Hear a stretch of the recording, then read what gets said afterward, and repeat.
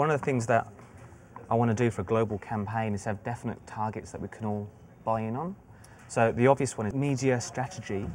Are you going to target a lot of activity around specific destinations? You know, there's 230 countries covered in the book, so we can actually give you a shot for every single country, and we can target that down.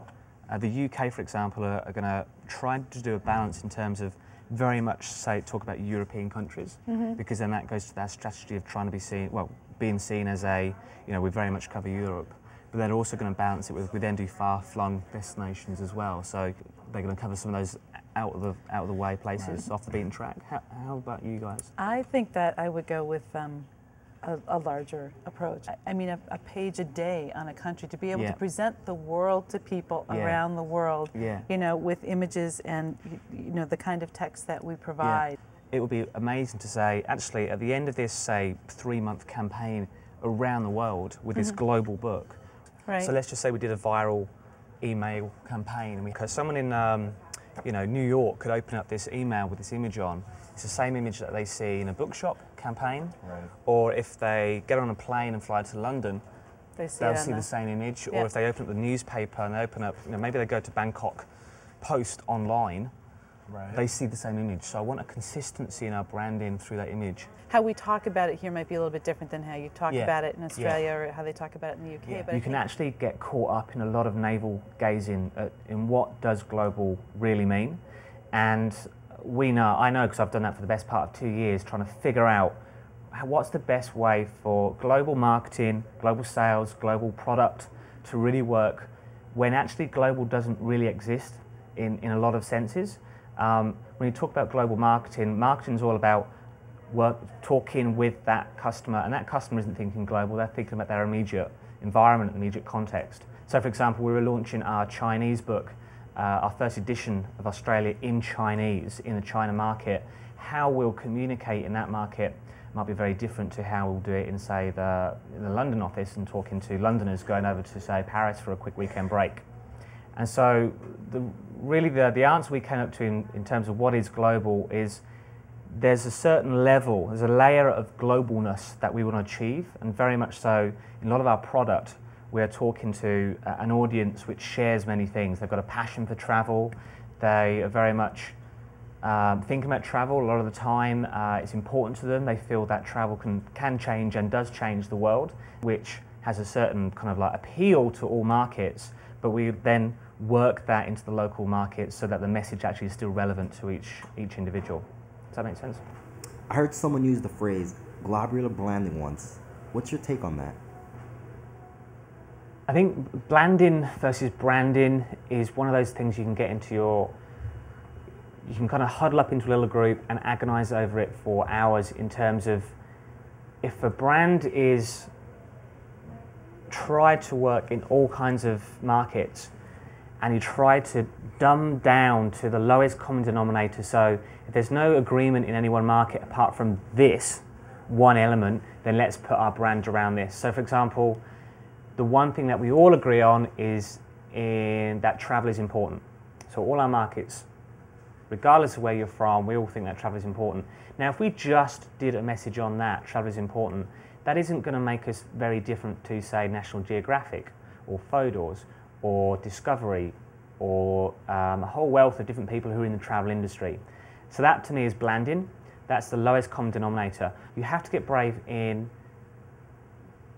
saying something different to the world now, because people are too savvy about marketing. They've heard it before.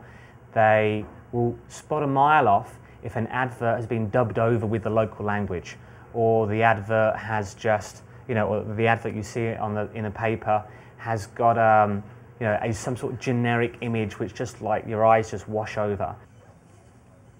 Look, there's one shot that I think that we should be using in all markets. It's quite challenging.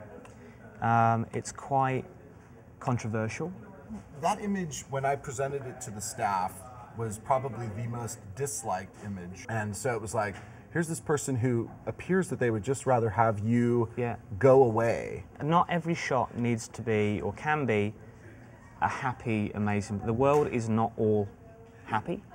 And we want this book is capturing the entire world. Right. And for me, although she's, she's not smiling, it's not like kind of like relaxed, it does confront you a little bit, it does push you out your comfort zone and make you look at that.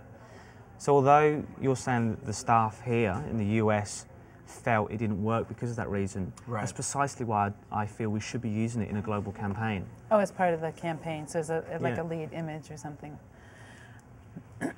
So this is where we have to, at some point, we're going to have to, well, if we agree to disagree, I think we're going to start diluting the campaign. So I think we've got a challenge here in terms of, is this an image where we just feel it's so risky to use, it's going to offside the campaign in this market? Or do we think we can actually push the boat out and do something which we wouldn't normally do and try something new? You have to be brave and put your stake in the sand and go, this is a company what we represent. If you don't want to listen to me when I'm talking about this, that's fine. Do your own thing. We don't want you as a customer. So you have to be very clear and brave globally in terms of it's okay to not talk to that customer. In fact, we don't mind if that customer hates us, but we do know that this customer loves us, and that's who we're going to talk to. And branding is all about having that distinction and having a very loud voice that resonates with your target market, regardless of where they're from. What do you like most about working for a global company? I used to work in the UK office and then came over to the Australia office. And one of the things I enjoy, in my role in global promotions, global sales, is you are facing different challenges every day. Different markets have got different deadlines, they've got different needs. So I'd recommend anyone to give it a go to work in international marketing at some point, because it's a whole new learning curve that you're on. Everything that you thought you knew about the market that you worked in, the domestic market, all the assumptions that you had, I know this promotion will work well in X, it makes you rethink that. And it questions all your skills in terms of business, management, leadership, marketing, knowing your customer, all that stuff, and about your competition, about how to have superior profitability, about superior growth. All of that is questioned on an international context, and you have to get brave. And that's what I love most about the job. At some point, you have to call the shot and go, all right, guys, we kind of agree here, we disagree there, we're going to have to make a decision and move on. Let's do X.